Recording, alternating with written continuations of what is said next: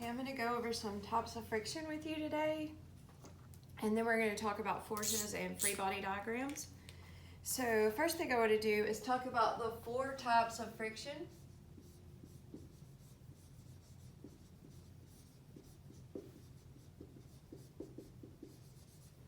So you have 4 types of friction. There's a static friction,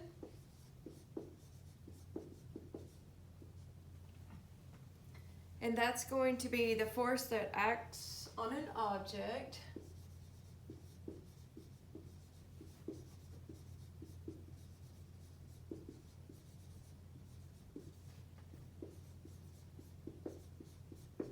That is resting on a surface.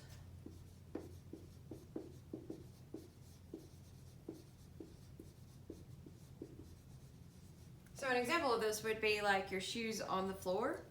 There's a force that's resting on those. If you have rubber soles, then you're probably not going to slide much. You've probably had some shoes that don't have rubber soles, and you slide a lot on the floor. It's just depending on the surface of the floor and the surface of your shoe, but that's a static friction. Okay, the next one is a sliding friction. So a sliding friction is going to be the force that acts on an object sliding.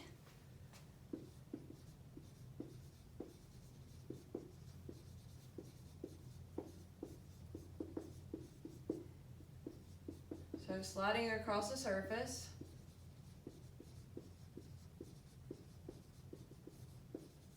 So this would be like if you have a book and you slide it across the table, or you slide the salt shaker to somebody down the table. Some tables it's going to slide really easily on, some it's not. The tables we have in here in the lab classrooms don't have a lot of friction on them. Stuff will slide on it, but not as well as if it's like a really polished surface of like a dining room table. So once again, it depends on the object that's sliding, and it also depends on the surface of what you're sliding on. All right, so these are pretty strong types of friction, the first 2. The next one is not a very strong force of friction. It's called rolling. Okay, and this is just the force that acts on an object that's rolling.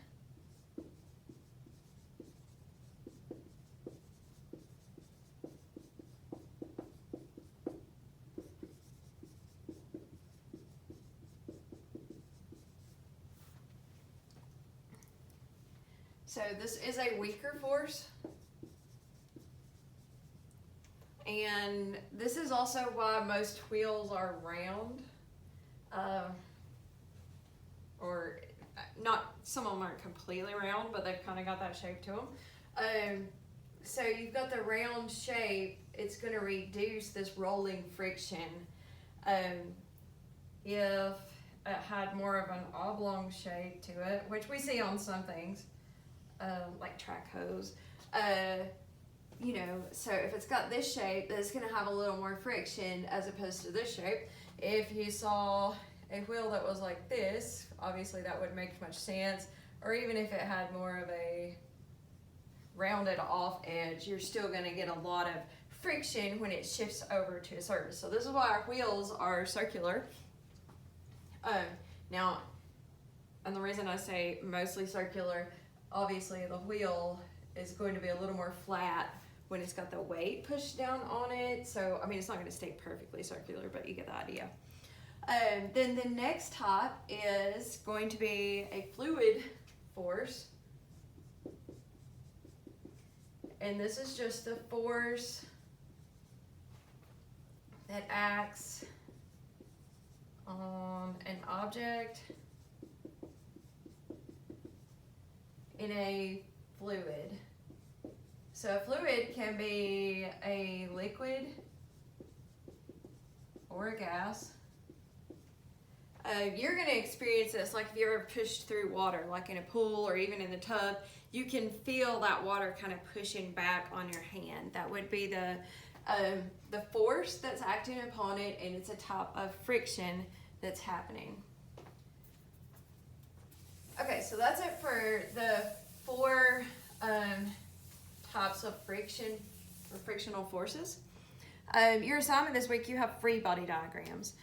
So free body diagrams are super easy. They might look a little bit confusing, but it's basically just showing a box usually. And it's just showing forces that are acting on it. So if we have this box, and let's say that this person is pulling with 20 newtons, and this person is pulling with 30 newtons. This person's pulling with more force than this person, so it's going to go in this direction. So it's going to go to the left with a force of 30 minus 20 is 10 newtons. Newtons is always, let me write that up. Newton is that unit. That's going to be the unit for force that's being applied. Okay, so on your free body diagrams, most of the time you're going to see them that look like this. The problem will tell you something like ignore the force of gravity or ignore the other forces that are acting upon it. So it's just wanting you to look at these two forces. But you may see some that show all kinds of stuff on it. So it'll do like the F normal. So that's just the normal, the upward force that's being applied to it when it's sitting on a surface. Then you've got the F gravitational. So that's just the force of gravity that's always acting upon it. So you've always got a normal force going up, force of gravity coming down. And this normal force can also be called the static force that we just talked about. And then you'll see something like the force applied. So applied is what the person is doing to it. So that would be the force that is applied. It is going that way. And then acting in response to the application would be the force of friction. So the friction that's being applied to it as you're dragging it across to it. Now, most of the time, like I said, you're not going to see all of these on there. There are some on your worksheet. If you scroll down to the second page, it's showing you some that have all the different directions on it. So if we look at the first one, the normal force and the gravitational force is 3 newtons.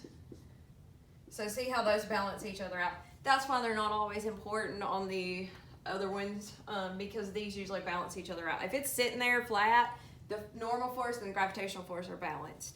And then it's got the force applied is 5 newtons. And then the frictional force is 5 newtons. So if everything is balanced, this box is going nowhere.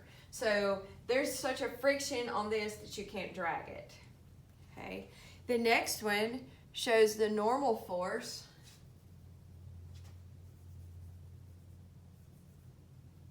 And it shows the gravitational force. Both of those are 3 newtons. So it's not going up or down, it's just sitting on a surface.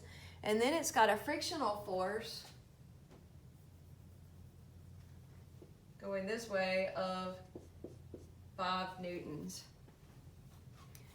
Okay, so it says in the problem, for each situation, determine the net force acting upon the object. So the only thing we have to go with here is it's got this 5 newtons going this direction. It's not really showing a force applied. So that doesn't really mean that it's moving anywhere. It has to have a force applied. Yeah, there's a frictional force that's always going to be there. We know that that frictional force for that would be 5 newtons, but nobody's applying any effort over here to move it, to break that frictional force. So this box is still going to be stationary. C has got the frictional force gone now, and it's got the normal and the gravitational force. And it's 20 newtons for each one of those. So once again, nothing's changing because the force being applied in both directions is the same. So this is sitting where it is. Now the next one has the force of air acting on it going up as 40 newtons. And then the force of gravity pushing down on it is 25 newtons. So this one is going to go somewhere. So this one is going to go up with a force of, so 40 minus 25 is 15 newtons. Okay, so it would move up with a force of 15 newtons. So what you're going to do on those problems, you're going to look at the first ones, the first page, and it's asking if it's balanced or unbalanced. So if the forces are the same, it's balanced. If they're different, like this one, 40 and 25, it's unbalanced. Okay, so that's what it's talking about there. The magnitude and direction, that's just the net force and which way it's going. And then if you look on down, draw a free body diagram to show the forces acting in each example. A plant sits on a bookshelf, draw the forces acting on it. So that would be like those that I just went over with you, the normal force, the gravitational. And then we've got the ones that I went over with you. And then at the bottom of that, it's got some more free body diagrams, and it's wanting to know the net force for each situation. So net force is just after you subtract like 40 from 25. It'd be 15 newtons and give the direction that it's going. Okay. All right. So take a picture of your notes, submit that, and then do the free body diagrams, and then you have an ed puzzle for this week.